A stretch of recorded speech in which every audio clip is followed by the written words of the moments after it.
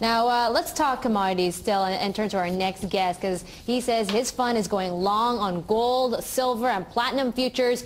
Aaron Smith is a Singapore managing director of Superfund. That's a managed futures fund with about $1.7 billion under management. And the fund uses a computer program to invest across different markets, mainly in futures contracts from commodities to currencies to bonds and stocks. Welcome to the program, Aaron. So first off, let's start with your returns, because they were quite astounding last year, but this year not as much, up close to 2%. Still, I think it's still under that 2% mark. But your main strategy, the Superfund QAG, has actually returned more than 500% since its inception back in 1996, which still beats out the MSCI World Index. But let me just ask you, for this year, why haven't these strategies worked as well as they did last year?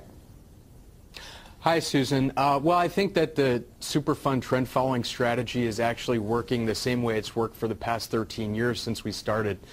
We follow long-term trends. So at the end of last year, we were short oil, we were long treasuries, we were short equity indices, and then we got caught in the trend reversals, which happened in March and April of 2009, which gave us a negative performance year to date. But net-net, if you consider the fact that our funds were up between 35 to 80% last year, you see that we've only just given back some of the profits that we made last year.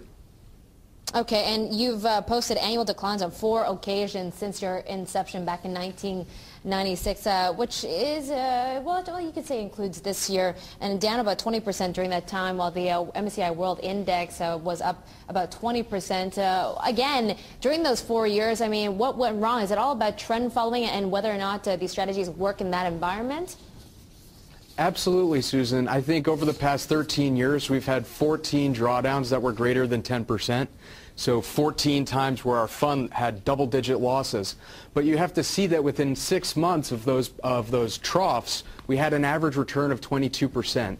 So volatility, month-over-month volatility, is part of the game for a trend-following strategy, but you have to look at the long term. As you pointed out, Superfund has returned over 500% since 1996. During the same period, the MSCI World Indexes returned only 50%, so we've outperformed the market by 10 times, at least 10 times, just in the past 12, 13 years.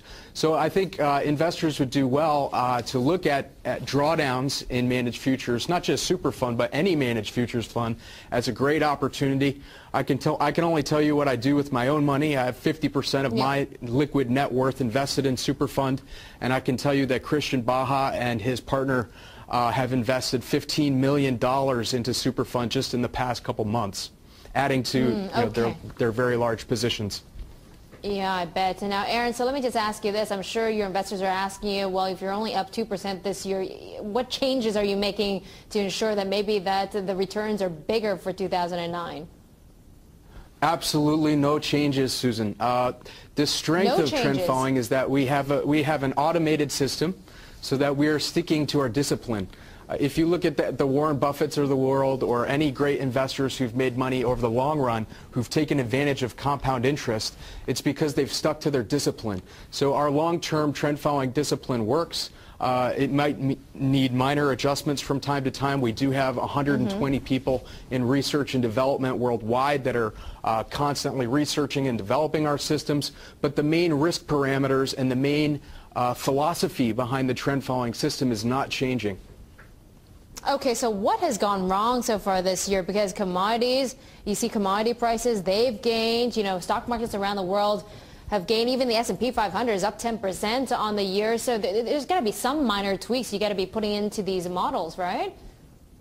No, absolutely not. I think the model's working just as we would expect it to. We expect to have drawdowns up to 20%, even greater in our more aggressive strategies.